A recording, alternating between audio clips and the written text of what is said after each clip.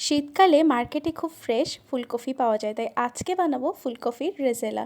ফুলকপিটাকে আমি নুন দিয়ে ভালো করে ভেজে তুলে নেব। এখন ফ্রাইং প্যানে সামান্য তেল দিয়ে এর মধ্যে মিডিয়াম সাইজের একটা কোচানো পেঁয়াজ দিয়ে দেবো, কাজু দিয়ে দেবো, কাঁচা লঙ্কা দিয়ে দেবো। সবটাকে একটু ভালো করে ফ্রাই করে নেব। তারপরে এটাকে তুলে ঠান্ডা করে পেস্ট করে নিতে হবে। এখন কড়াইতে সামান্য তেল দিয়ে গোটা গরম মশলা দিয়ে দেবো আর আদা রসুনের পেস্ট দিয়ে দেবো। সামান্য জল দিয়ে ভালো করে সেটাকে কষাবো। এখন জিরের গুঁড়ো, ধনের গুঁড়ো আর সামান্য লঙ্কার গুঁড়ো দিয়ে দেবো। এখন আমি পেঁয়াজ, কাঁচু আর কাঁচা লঙ্কার পেস্টটা দিয়ে দেবো।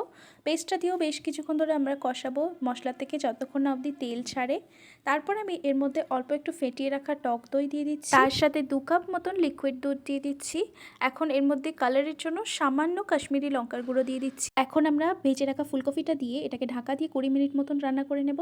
তারপরে আমরা গার্নিশ করার জন্য অল্প একটু বেরেস্তা, গরম মশলা আর ঘি দিয়ে দেবো। ব্যাস তৈরি হয়ে গেল ফুলকপির রেজালা। ভিডিওটা ভালো লাগলে অবশ্যই একটা লাইক করে দিও আর পেজটাকে ফলো করে দিও এরকম নতুন নতুন রেসিপি পাওয়ার জন্য।